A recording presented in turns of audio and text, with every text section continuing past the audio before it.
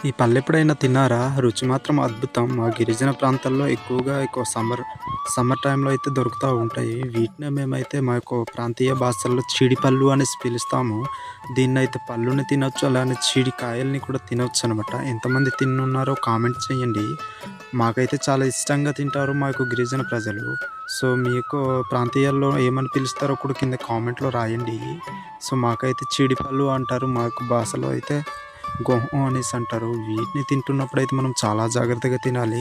మనం తింటున్నప్పుడు గానీ, నోరులో గానీ ఇక చీడి పడిందంటే మనకు అంతే. ఏంటంటే పండెంత రుచిగా ఉంటుందో మనకు దీని నుంచి చేదనేది కూడా మనకు అంతే తగులుతది. ఎందుకనేసి అనుకుంటూ ఉన్నారా? దీనిలో అయితే చీడి ఉంటది. ఆ యొక్క చీడి గనుక మనకు తగిలిందంటే నిజంగా మనకు అంటే పెద్ద పెద్ద దెబ్బలు తగిలితే ఏ విధంగా అవుతాయో ఆ విధంగా అయితే అవుతది. చూడండి చీడి అనేది నల్లగా ఉంది కదా! పిక్కలు అంటుకొని ఉంది. అదే అనమాట చీడి అంటే.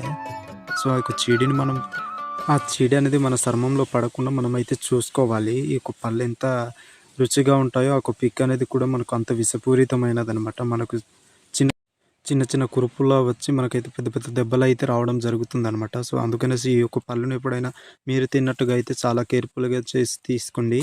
చాలా చాలా బావుంటాయనమాట ఈ యొక్క పళ్ళైతే. మేమైతే చూస్తున్నారు గదా! ఏ విధంగా అయితే చేసామో, వాటినైతే ఒక కర్రలో పొడి చేసి ఇదిగో ఈ విధంగా అయితే తయారు చేసాము. వీటినైతే మేము ఇప్పుడు కాల్చడానికైతే తీసుకువెళ్తూ ఉన్నాము.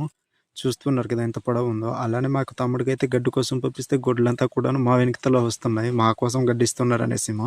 మేమైతే మంట పెట్టుకోవడానికి ఆ యొక్క గడ్డినైతే తీసుకొచ్చాము.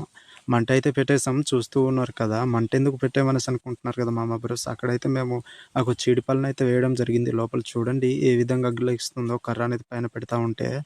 మీకు ఇటువంటి ఎక్స్‌పీరియన్స్ మీరెప్పుడైనా చేసుంటే కామెంట్ చేయండి బ్రోస్. మేమైతే చాలా చాలా హ్యాపీగా తింటా ఉన్నాం. చాలా టేస్టీగా కూడా ఉందనమాట. నేనైతే చాలా తిన్నాను. సో, నాకిది ఫైనల్లీ చాలా చాలా హ్యాపీ. ఈ ఇయర్‌లోనైతే నేను మొదటిగా తినడం జరిగిందనమాట. అలానే అదే కాల్చినవి అయితే మేము కిందన పడేసేసుకున్నాము. అలానే మేమైతే తింటా ఉన్నాము. చూడండి మా బ్రదర్ అయితే ఎంత హ్యాపీగా తింటా ఉన్నాడో. చాలా టేస్టీగా ఉన్నాయనమాట. ఈ వీడియో మీకేమనిపించిందో కామెంట్ చేసి నా యొక్క ఛానెల్‌ని ఫాలో చేసుకొని సబ్స్క్రైబ్